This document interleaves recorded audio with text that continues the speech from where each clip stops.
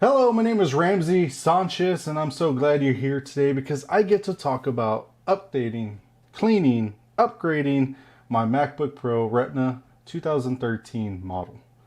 This is something I've been trying to do for a really long time, but for things that I needed it for, work, I couldn't update it because I risked breaking it or having it out of commission, and I needed this MacBook all the time.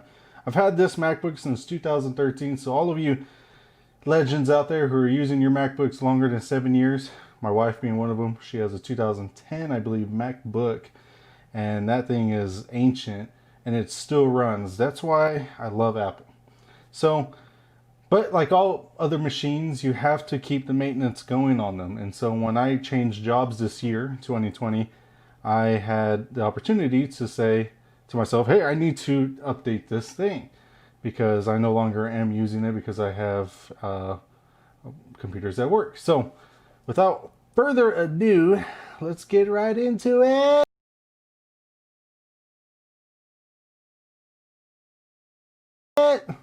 So the first thing I have here is the items. I have the thermal paste. This is the one I was recommended to use by YouTube and Amazon.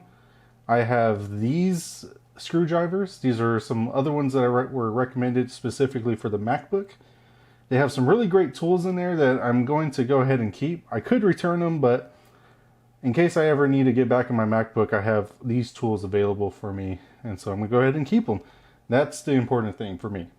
I might need to get back in there one day, so let's not worry about returning those. They're really great. They all serve a purpose. I have the enclosure here for the NVMe drive. It's inside that enclosure, and I have the adapter, which was recommended to use on my MacBook. So you may need the enclosure.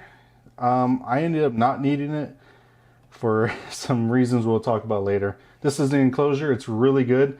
It hasn't had any issues, but we'll talk about more of that and later down the road. So let's get into the next thing, hopefully. The enclosure. Yeah, it's super solid. I mean, if you want something for your NVMe drive and you want to make it portable, that thing is important because it keeps it safe for one, and it's fast and it's portable, and it's really helpful for on the road jobs. So that is super important. I had the USB drive as a backup. I didn't know I was going to need that either. So again, we're going to talk about that later, but it's important to have this just in case something goes wrong. Some items I included in my cleaning kit is a unused toothbrush and just a regular lens cleaning brush. I believe I got like 3 years ago, and I never threw it away because for some reason I knew I was going to need it. So this item is really good to clean your lenses, but also it's going to help me get the dust out. With the really soft bristle brush, these things are what I recommend to use if you're trying to clean some dust out of your Mac. Also some Q-tips, unused. These are really good to get into the corners, and I also have what is left of some alcohol. I don't remember, I think it's 70%. You need this absolutely for the paste, and I know there's probably not that many in stores currently because of the situation, COVID-19, but it's important to have that. Oh yes, the feet. These are going to be the seal of the deal once I'm done with my MacBook. So that's it. You may want to add some tape for some of the dust. If you don't want to use your fingers, you can use the tape to pick up some dust. I've seen people do that with cleaning screens. So that's an option. You may need some other things like a toothpick. I have the toothpick to get into the smaller crevices of the MacBook, which I'll show you later. So you may want to use that as a way to help clean your tools. This is important. Make sure you do not shake these things. This is a air compressed can, and you need that to get most of the dust off of your computer. It's very important. It takes a little bit of knowledge of how to use it. Do not shake it up, because I caught myself wanting to shake this thing up so many times, trying to shake it up every time I use it, because that's just what I'm used to doing with all types of spray cans. Whether it's WD-40, hairspray, whatever it is, you don't shake these up, but this is a really important thing to have later on for cleaning your MacBook. There is some brands that are better than others, I think. I would probably go for a narrow one, has less liquid, so less likely it's going to freeze. Not freeze, but get really cold. And that was kind of worrisome for me, was the speed. So, yes, speeds. The speeds on my MacBook Pro on the stock SSD were okay. 500 megabytes, 600 megabytes, write and read. They were decent on the Blackmagic speed test. I would say I could probably get away with some 1080p, not really 4K, even though it says it does. It was very tough. Honestly, my computer was running really slow all across the board. It was just slow, bad, even with those speeds. There's nothing I could do to fix it. I tried deleting everything, starting all over, meaning I wiped the whole drive, started the Mac over with nothing on there, and it doesn't help at all. So this is part of the reason why I'm doing an upgrade, because as you can see right here on my CPU bench test, I'm going to show you the fan speeds, and it gets hot. It gets ridiculously hot. So part of it is a slow SSD, but the other part of it is that my CPU was just throttling, meaning it was just bogging down. It was hard to use on most applications. Literally, I could just turn it on and it would be just like a big old wind turbine in my face. Just like, it couldn't handle just simple surfing in the web or anything like that. So I actually got I love my MacBook, but it was, as you can see, the speeds, the fans were getting really high, and I'm barely running applications. And so you're going to kind of see there, you may not think there's a difference when you do something like this, but it is. So I'm just going to run through real quick on the MacBook, taking off the base plate. As you're going to see, it's super dusty. I can't even imagine. I can't even think where that dust came from. It's 7 years of that. Maybe, that's from college. That's from the first rental property. That was from the second rental property. Part of it from the third. Like, there's places I've lived. Oh, this is important. You got to remove the battery from the MacBook. You have to remove the battery. So I'm going to get into talking about removing the fans, which was a fun little project that I personally wanted to do. I'm not an expert at this, but I did watch a lot of videos on people who had to replace their fans, and so these are really good tools to help you replace those fans. And I wanted to do that so I can get in there and really give it a thorough cleaning. The right hand fan though was behind like a lot of wires though. I had to unplug the Wi-Fi cable card, which was kind of like made me really anxious. Like, I don't know if I want to do this, but it wasn't that hard. So I unstuck the wires. They're bendable. There wasn't a lot of having to break things apart. I didn't break anything. So that left me really happy. And so I was like, okay, I can do this. So I got the fan out of there. I had to remove this part, which popped off pretty easily. In fact, I thought I broke this piece right here, but it didn't break after all. Once you unscrew the screws, there's 3 of them per fan. I removed the screw on the Wi-Fi card, and then I removed the Wi-Fi card because in order to get that second fan off, you have to remove that Wi-Fi card and remove the power for the fan. So this isn't the best, but yeah. Heatsink. There are 4 screws total in the middle, plus another 4 right next to it over the GPU. And then there are 2 on the side, so there's 10 total screws. And you can do this any way you really like. Right here on the CPU, I just went ahead and started with the first 2. Those spring-loaded just popped right off. On this one, I went ahead and did a sort of like a cross, like you would with the tire. You would do one bolt, the other bolt, the next bolt, from the opposite ends of each other and just take those off. I've always done that for everything that has screws like that. And then there are some hidden, they look kind of hidden. There's one that was under a rubber piece. So I took that part off and I unscrewed that. This part I'm actually excited about the most. I love the idea that I was going to get in there and actually clean something, because that was also something I was nervous about. Putting some rubbing alcohol on my MacBook, clearing up some old paste. I used the tool that came in that package to help pop off the heatsink, And as you can see, it pops literally right off. You can see kind of a jolt up, but it's really not that hard to get that thing off. Putting it on, we'll talk about that later, but getting it off, it wasn't that difficult. In fact, I enjoyed it, so I'm glad I did this part. So as you can see, that is not good.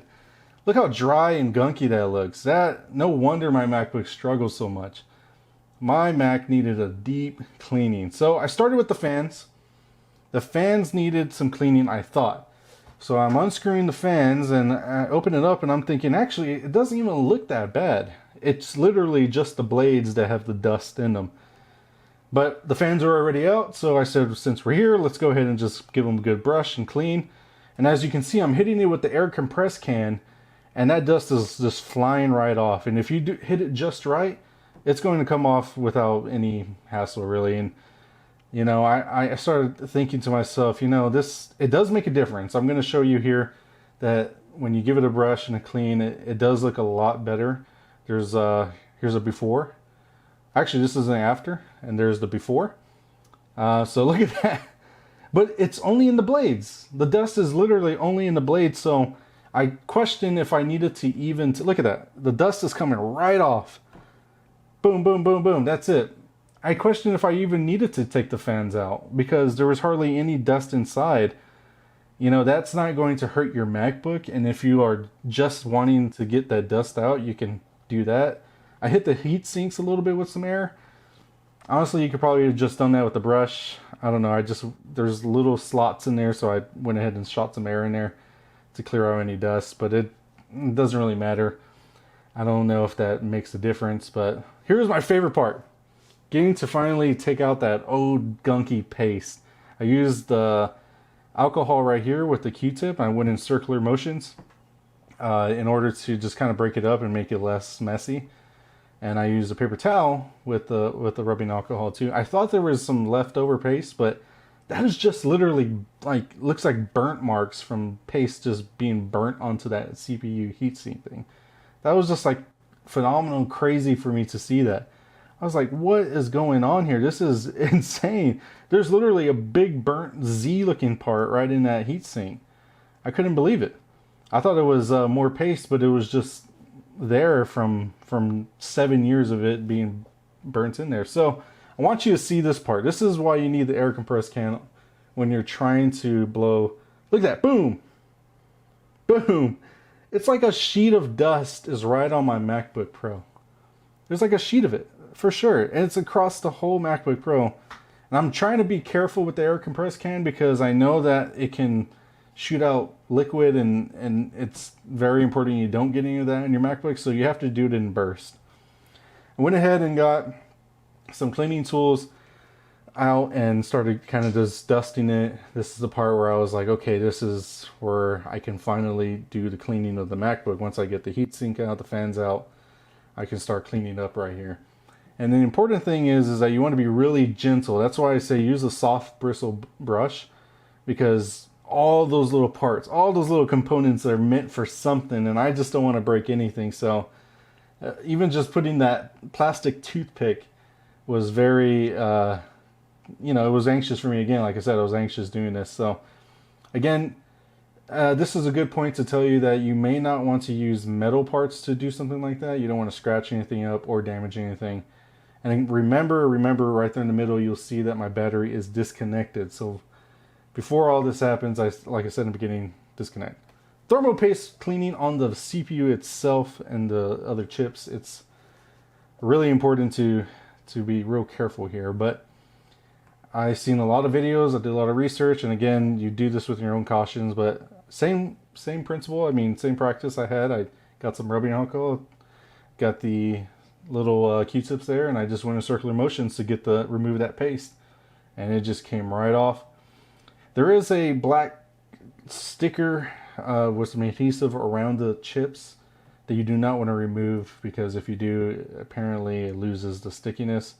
So what I did is I got that toothpick and I started to kind of rub around, carve around the edges, carve that gunk out from around the edge of the CPUs. And I used the toothpick because it's plastic and it most likely won't scratch this.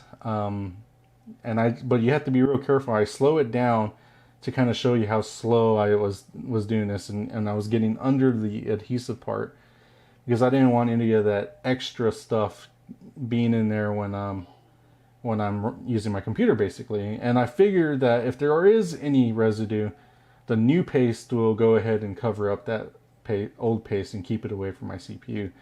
But I try to do my best to really give it a good cleaning. I mean, I'm getting in there, so you can see there's still more gunk coming out, and that toothpick did a really good job. And also realize here, I don't use the air compressed can to shoot the gunk off somewhere else in my MacBook, because you don't want that getting lodged in the battery component or in another little piece and short circuiting something. And that was something I was also worried about. But the rubbing alcohol here is important because it really literally takes out the oxygen, and so it dries up super fast. I mean, it's just, you won't have any, I wouldn't worry too much, but just don't pour the alcohol on your MacBook, obviously. But just use a little bit of amount of it to clean the chips here. And for me personally, I just was like, I need to get as much residue off of this thing before I put paste on there. And I think I did a pretty good job. It's super shiny now. It looks brand new. And so I get over to the next one, and this one's a whole lot easier. As you can see, there's a little bit more space between the sticker portion and the actual chip. So having to dig around that chip wasn't very difficult. I knocked that out pretty quickly. But this is also another important piece. Do not miss this part if you need to apply new paste. So far, at this point, I'm thinking, okay, I have this in a bag. I definitely think I can, so far I think I can do this, right? I also am using the thermal paste. Oh, something broke off of my heatsink. Yes, as you can see, it's supposed to be on like this, and I had this part broken off, and so super glue and thermal paste. That's all I needed to do. Fixed it right up. It's in there right now. I'm sure it's having no issues. I know I messed up here. I put a Z for Dragon Ball Z, you know, it looked like there was a Z there before, and then I pressed it down. I don't know why I did that. And so I started spreading it out, and at this point I was like, I just need to get this on the chips, and I need to get this over with, because I did all that work and I already messed up on the paste. But I'm realizing now that I think I put the perfect amount of paste on the next two chips, because when I apply the heatsink, you're going to see that it's spread out almost evenly, like so perfect, like I couldn't even believe it. So I took that heatsink and I put it right on top, as you can see, and I messed up, and I lifted it up, and then when I lifted it up, I realized, oh look, it's actually spread out pretty good. There's only a corner that I missed, and so I just got my tool that I was given in the thermal paste package and just covered up that corner, pressed it on there, and boom, I'm done. So I just go ahead and apply all 10 screws. I start with the 4 over, I believe, the GPU chip right there. I just believe that one was the best one to help keep the heatsink in place. And then I go on to these. These were a little bit harder because they were really bendy, and so you have to kind of force it down. You don't want to put too much pressure here because you don't want to crack anything. And I know some of y'all swole people out there, you're probably getting a workout in. You know, if you're thinking about doing this, be sure to take this lightly. Try not to press down too hard. You know, this is a really fragile piece of equipment that you need for your MacBook. So this part, though, was, I would say that when I was thinking about the heatsink, I wanted to make sure that that piece over there worked. You know, once I applied the thermal paste and the super glue, which is all I needed. The same thermal paste I put on the CPU was the same thermal paste I put on there to keep it intact, and it worked. And so I applied those next two screws, and you know, and I started looking at the fans at this point, and I said, look, it was virtually clean under the fans. I don't think I ever needed to remove the fans, but it was fun because I got to take apart the MacBook. Although, you know what, they may not have been as fun because I could have broke something, because I'm not expert at this. And when I had to reapply the Wi-Fi card, I was thinking, oh, this is going to be hard. But again, wasn't very difficult. It was just popping a few pieces back in place. And although I didn't want this to break because this is your Wi-Fi card. Everyone knows we need Wi-Fi on these machines or they would be almost useless. But useful, but I just didn't want to miss anything out. Anyways, this was very interesting project on the actual replacing the paste and everything part. I thought, you know, it would be a lot harder, and I ended up enjoying it. Taking the fans out were actually very enjoyable. It made me think like, hey, you know, now I know that I can replace these things if they ever broke, or, you know, I may be able to reapply all this myself every year without having to pay somebody. So it was a good learning lesson, and I think, you know, these are the kind of tools that you need to do because that's it. The next fun part I get to do is remove the stock SSD from my MacBook. I'm getting rid of this thing because I want to get that new fast NVMe M.2 drive. Oh yes, that's what I want. Right? I had the M2 drive for a really long time actually, the new 970 Evo Plus.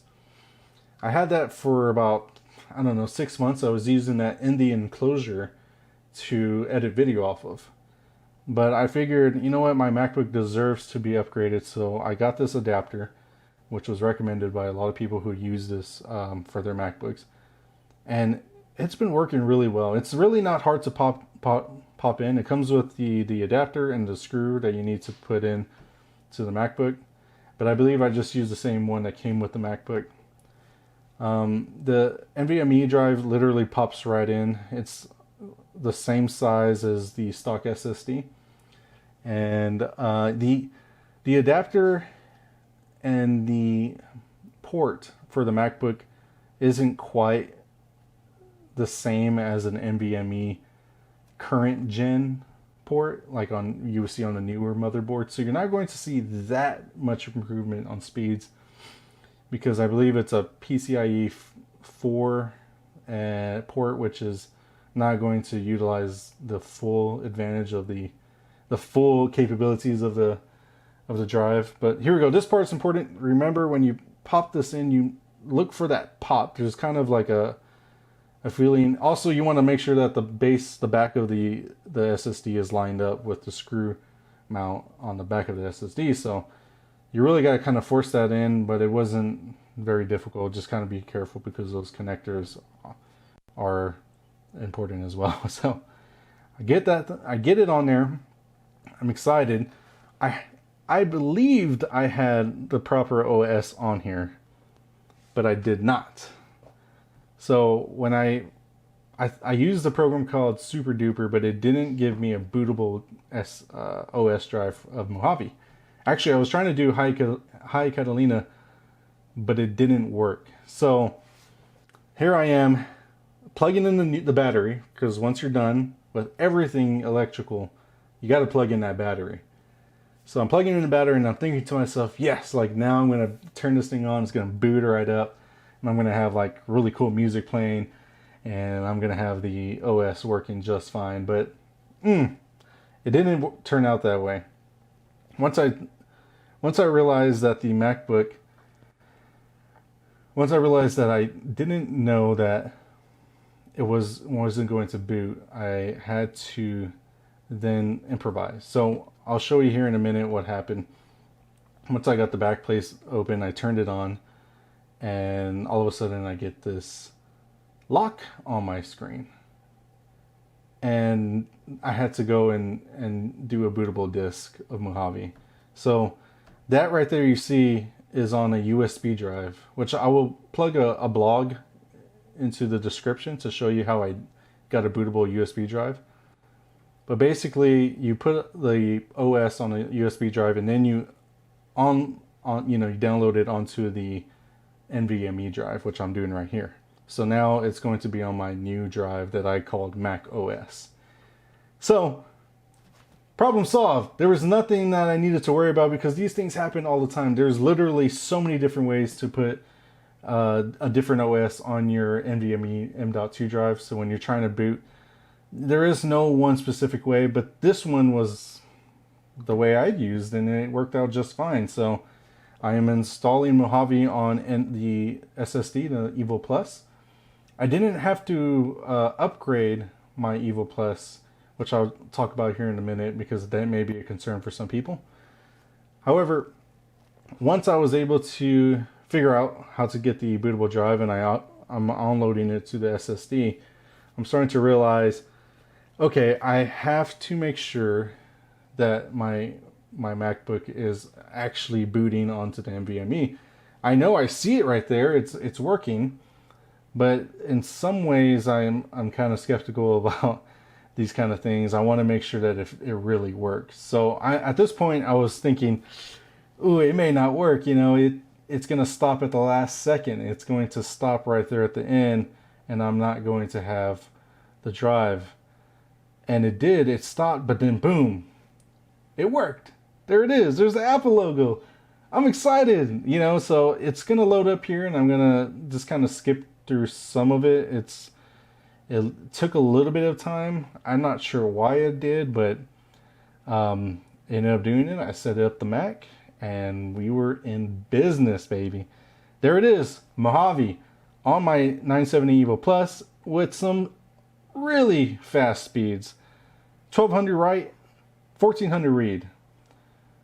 And with the new thermal paste, I was actually getting some really good numbers on the heat. I was downloading a program. I was running the SSD drive in the background, and I'm running the fan software, which actually is somehow taxing on the system. Not taxing on the system, but that's 3 programs running. And as you can see, it's going up to about 80, 90, which actually isn't too bad, considering if I'm watching one video on YouTube at 480p, it's blowing fans and it's at 100 degrees. So not a bad test. Also, I ran a CPU test, which is a very stressful test on the MacBook. And as you can see, the fans are going really high, and the heat on the CPU is also raising as well, because the CPU tests are really stressful. They're really making sure that they do a lot of the programming and the numbers and everything. And I don't exactly know the science behind it. But just so you know, if you're wondering why that fan test is so high, it's because that CPU test is very stressful on my MacBook. So I wanted to show you as an example how that works. But all the programs just popped open fast. Safari opened up fast. This is kind of funny to me. My multi-core score went down like 100 points, I believe. I'm not sure why it did, because I believe it performs a whole lot better than it did before. I believe it was like 29 something, 2950, 2960 on my first test. I don't remember when or what it was exactly. But I was done. And here we are. We are at the feet. The feet for me was like, I'm totally done with this MacBook project. The feet for me were supposed to be the end of the MacBook project. And there were some problems with the feet. I had some parts. So after about 7 years, the feet fell off the MacBook, right? Going in my backpack, out of my MacBook, rubbing on surfaces. It just got busted up really badly. So that's just going to happen with the feet. I had to get in there with the tweezers to make sure that I can really get some of those missing parts that I had no idea were in there. There was a little bit of one stuck in there, so I had to go in the back of it and really push it out, which I was able to do.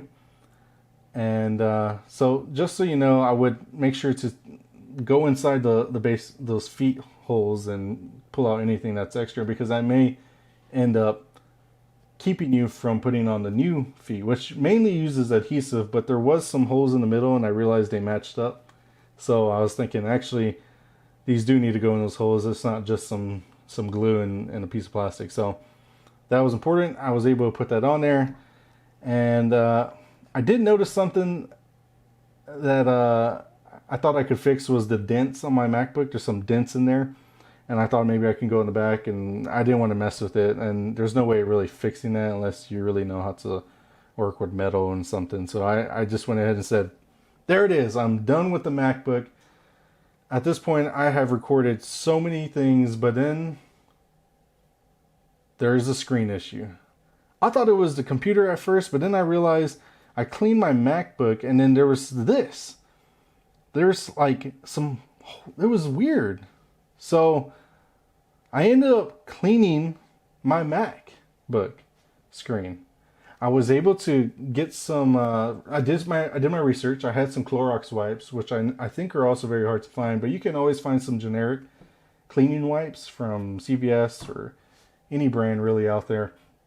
And those cleaning wipes have some chemical in them. I believe Listerine was another one that allows you to take off this film that they put on the MacBook, which apparently is a huge problem for MacBook Pros. They have this non-reflective film that they put on the MacBook, but it peels off when you try to clean it with the wrong, which is user error. It was my fault. I used the wrong cleaning supplies and I ended up messing it up. So I found some Clorox and I was able to get it on this microfiber cloth, which is very important to use. You don't want to use a napkin or a t-shirt. It has to be a microfiber cloth, which either come in this form, the ones that clean your glasses. And I just started working that thing for like 15 minutes, just rubbing it. And I thought I was going to break the screen because I've heard some stories, but it turned out great. It looks amazing. It looks like super reflective. Like you would think this is not good. I don't want it this reflective. It's almost like a mirror. I think at some point you can see, yes, you can see those pictures vividly. That is so reflective. But when you actually use the MacBook, you don't actually see that much reflection unless there's a total just blankness of the screen, right? So when I turn on the MacBook and I have the boot screen pop up, you hardly see you see the glare, but it's really not noticeable at all. I don't even notice it right now. So that is a really cool thing. I ended up cleaning it off. You may have that same problem. So Clorox wipes, microfiber cloth, put it with the liquid, clean it, boom, you're in business. So if you're wondering how well the computer is doing, I did an edit of this video all on my MacBook Pro. This is about after 2 hours of using my MacBook Pro. As you can see, temperatures are really good. In fact, I edit 1080p and 4K footage, and this was about 3 hours of content that I crunched down to 30 minutes. 3.5, 4 hours of content, and I still added some video here at the end. I can't believe that I got my MacBook back. It's back, baby. So here it is. This is the new MacBook Pro 2013 Retina. It is so glad to have her back, and I'm going to be doing a lot more projects on here. I'm going to be doing some really good editing on it, and it's going to be for my personal use now. It's no longer for work. It's definitely retired, but it's out of retirement now that I've cleaned it up, got the OS on there, and I'm excited to start using this thing, and I hope this helped you. And yeah, see you next time. I do want to add in there that this video is by no means a tutorial. It's not expert opinion. Please, I would advise you to talk with anybody who has expertise in working with computers. I know people who open up MacBooks 200 times a year at least and help people clean their MacBooks. This is my MacBook, so I wanted to do it. This is something I told myself I was never going to sell because my family gave it to me as a gift, and I've been using it ever since on every job, and I'm going to continue to use it as long as Apple allows me to, and as long as these upgrades continue to help me to do so. Also, if you have any questions about anything in this video, it's pretty fast, so you're not going to learn a lot about how to do each of those things specifically, but like I mentioned before, I have 4 hours of content. So if you want to know how to remove the fans, if you want to know how to do the thermal paste cleaning or anything, I can slow down that footage and re-upload it. So leave in the comments what parts you want to see, and I'm going to do this for each thing separately, and I'm going to put in the description some timestamps. I'm going to put in the description some links for my Amazon Associates account. So those are affiliate links. And I'm going to have all that in the menu below. And again, if you like this video, please give me a like, subscribe to my channel, and leave some comments down below. I'd love to answer some questions. I love to do more content like this. And again, this was one of those experience things. This is something I was doing and I wanted to document it and show the world, because I know there's a lot of people who are looking to buy a 2013, 14, 15 MacBook Pro and want to know how to upgrade it so they can start their business, to start their hobby, their side hustle. So this is for you, and I want you to make sure that you can do it, and because I can do it. If I can do it, then you definitely can do it. So it's not like I'm trying to be negative about myself. It's really one of those things that's more about being anxious about doing something because you don't want to mess up. So again, this is not from an expert, but you definitely want to do your research, your due diligence, and when you do that, that's perfect. So thank you so much. Again, if you like this video, go ahead and smash that like button. Go ahead and just give it a power drive, elbow to the face on the like button. Let's not be violent here though, so just click the like button. Thanks.